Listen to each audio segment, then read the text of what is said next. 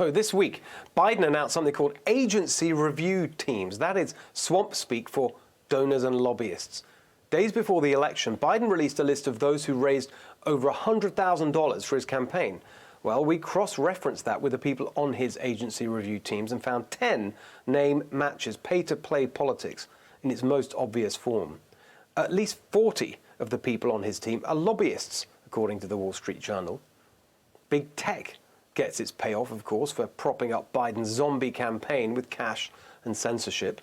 And his list is swarming with tech executives, far outnumbering the tech critics. And that is on top of Facebook's top lawyer and Apple's top lobbyist, both previously announced by Biden. The Biden swamp list also includes banking executives, some with obvious conflicts of interest. Visa on the Commerce Department team, KeyBank on the Treasury Department team. And perhaps worst of all, there are firms like Albright Stonehenge Group and West Exec Advisors that bill themselves as strategic advisory groups, but are actually just shadowy lobbying firms using legal loopholes, hiding secret clients. Unbelievably, West Exec says its clients include a leading American pharma company, I wonder if that's Pfizer, and it actually boasts on its website about pushing Beijing's agenda, safeguarding against trade tensions between the US and China. We've been telling you for years that Biden is the swamp, and this week he proved it. Rob, I mean, this is just a taster. I mean, like I said at the beginning, that's what this fight is all about. The establishment just can't wait to get back into power. They were so angry that they were kicked out of power by the voters in 2016 in the form of President Trump. And now, I mean, I don't know what's going to happen. Your reaction?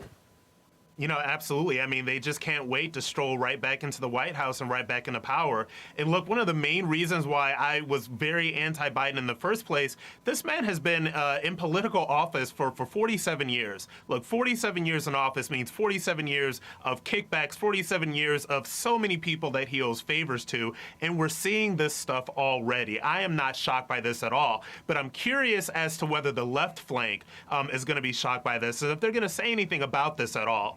Because you and I aren't going to be shocked by this, but a lot of people that lifted up Biden as their messiah are going to be very shocked by this. So it'll be very interesting to see how the Bernie Sanders, AOC, Elizabeth Warren crowd reacts to all this, Steve.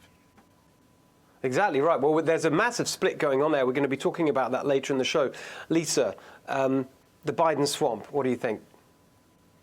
Well, I mean, Steve, 47 years in Washington, D.C. is a lot of time to make lobbyist friends. So that's why he has so many, because he's been there so long. But here's the irony. The reason why the establishment and the media hate President Trump so much is the very reason why he's been so successful.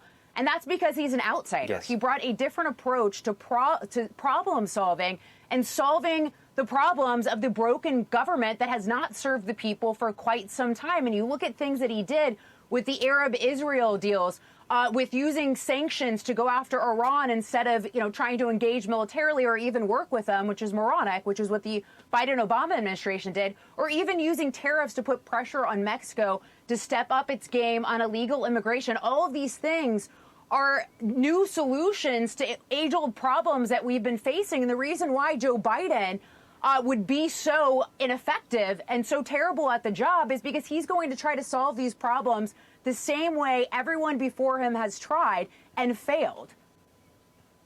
That's exactly right, and that's why I hope that this fight can yield the results we all want, because it'll just be back to that way of doing things, just giving in to the bureaucracy, just go along with it. That it was really striking to me, Rob, this morning watching Ron Klain, who Biden announced as if he gets there would be his chief of staff. And it was just all this classic sort of swamp sort of babble. It was you didn't say anything. It was classic politician speak.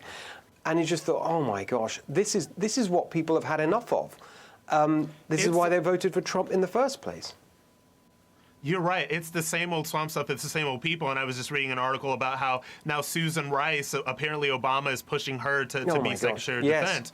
Yeah, exactly. Biden, Same yeah. stuff after she went out and lied so much about what happened during Benghazi. So we're seeing the same people that had the same terrible ideas and caused the same problems over decades in public office, and they're just strolling right back up into this administration.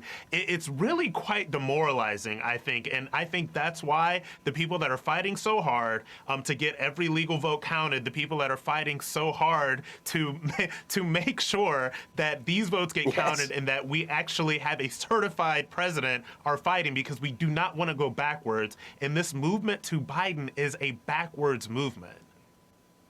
That's exactly right. It's really well put, Rob, because what we're seeing happen is exactly reminds us of the stakes and why it's so important.